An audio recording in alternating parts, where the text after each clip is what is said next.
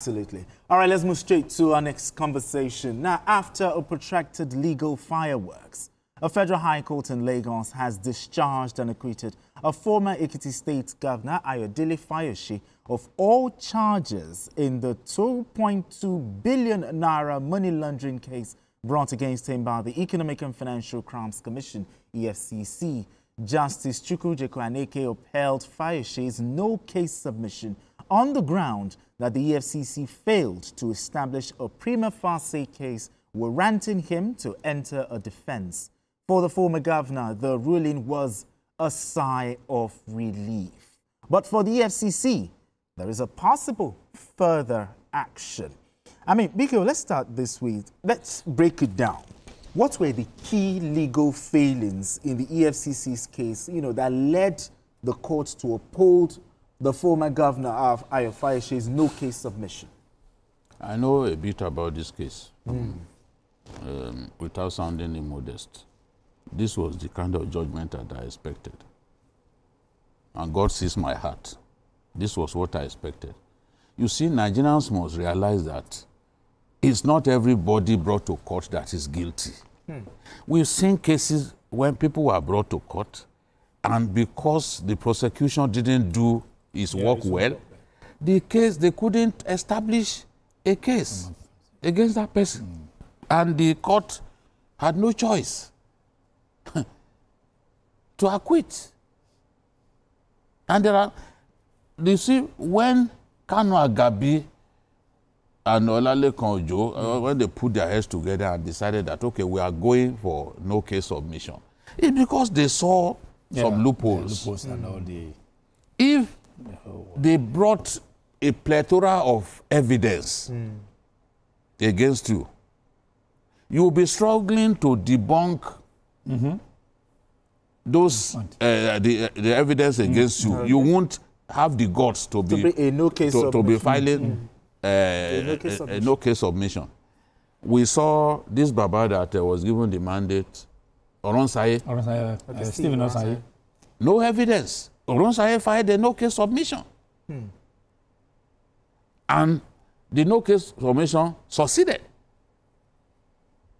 So for Fayose, these lawyers to have done a similar thing is because they were convinced that the prosecution won't find the evidence to nail him. It's a simple thing. You know, Justice Mojisola Olatoregun, who has now retired, was the judge handling this case initially, when it began. That's 2018? Yes, 2018, October 2018. And in the end, the EFCC claimed that she was biased. But that's somebody who had jailed a former governor. They said she was biased and all that. They had presented, if my memory serves me right, they had already presented more than 12 witnesses. Really? Yes, against Fayose. And the 12 witnesses had not been able to nail him.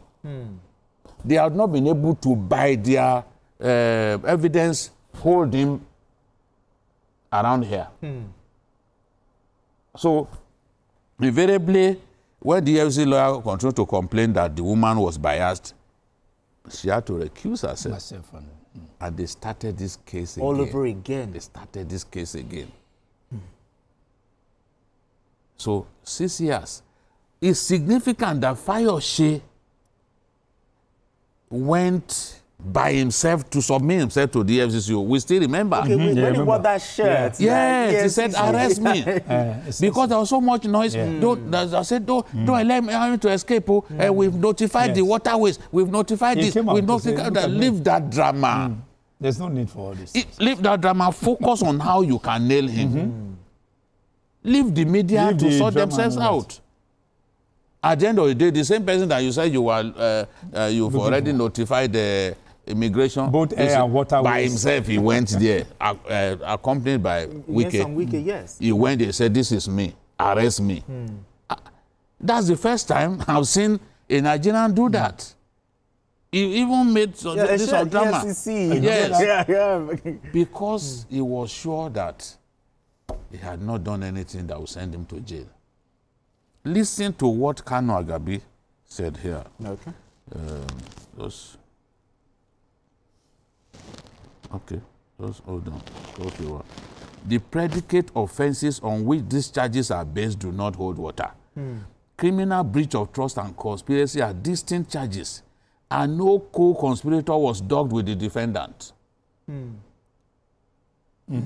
So if we are talking about criminal conspiracy, only one person? Can one person? You need to have an accomplice. Can one person constitute the conspiracy we are talking about?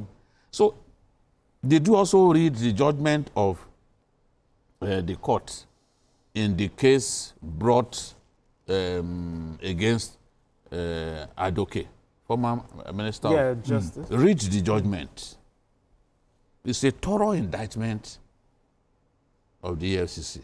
So, you see, the EFCC, and I'm happy that when this new EFCC chairman, who, by the way, is doing a good job, when he took over, he complained that there were individuals that were sabotaging prosecution. Yeah, exactly. Deliberately. So this is a case that he inherited, for example. So I can't blame him for what's going on. I can say I'm happy with people being convicted. Now those foreigners who believe that they can do what they like in Nigeria, they are being taught a lesson now. And when it comes to conviction, he has secured conviction more than anybody, more than any EFCC chairman before him. He has recovered money more than any EFCC chairman before him. So I'm not in any way indicting his leadership. Yes. But these are cases that he inherited. Some of them 6 years old. Remember even Femi Fani-Kayode's case. Yes. They also couldn't bring evidence. So people should not think that, oh, maybe Fayose has bribed them, this and that. Fayose was sure of himself. That was why he went. He said, arrest me now. Maybe you are boasting. You wanted to arrest. This is me.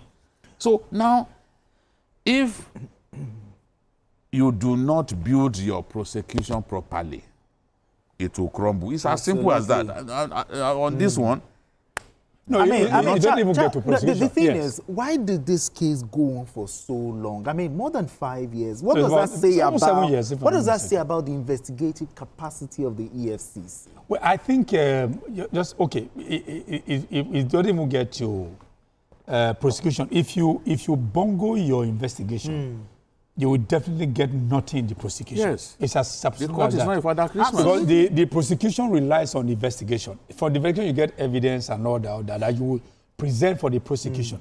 So, as I said, what the EFCC need to do, I don't know. I mean, you have so many of the manpower is people with people from the police, right?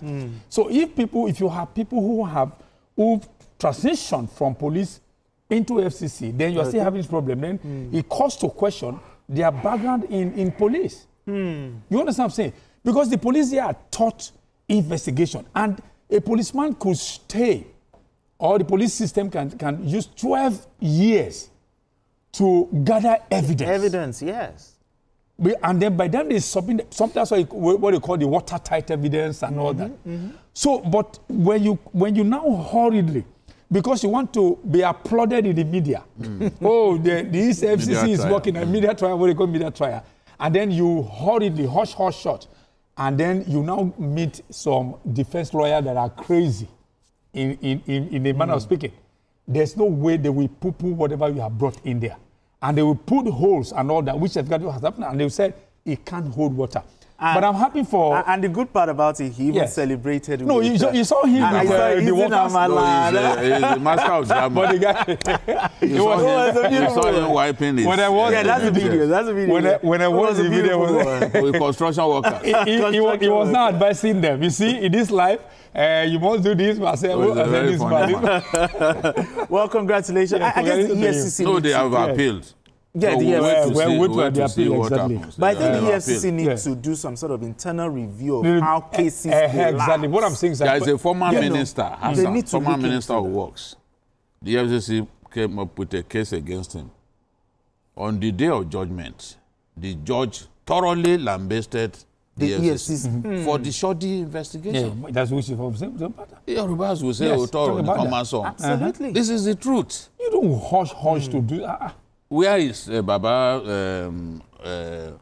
Rosaye today? Is he in jail? Absolutely. The man also is similar. No case submission. No prima facie. Because they know that, look, if they do not present concrete evidence, the judge would acquit. The judge cannot manufacture any evidence. Yes. It is evident before him. All right, gentlemen. All right, let's move straight to our final conversation. Now, when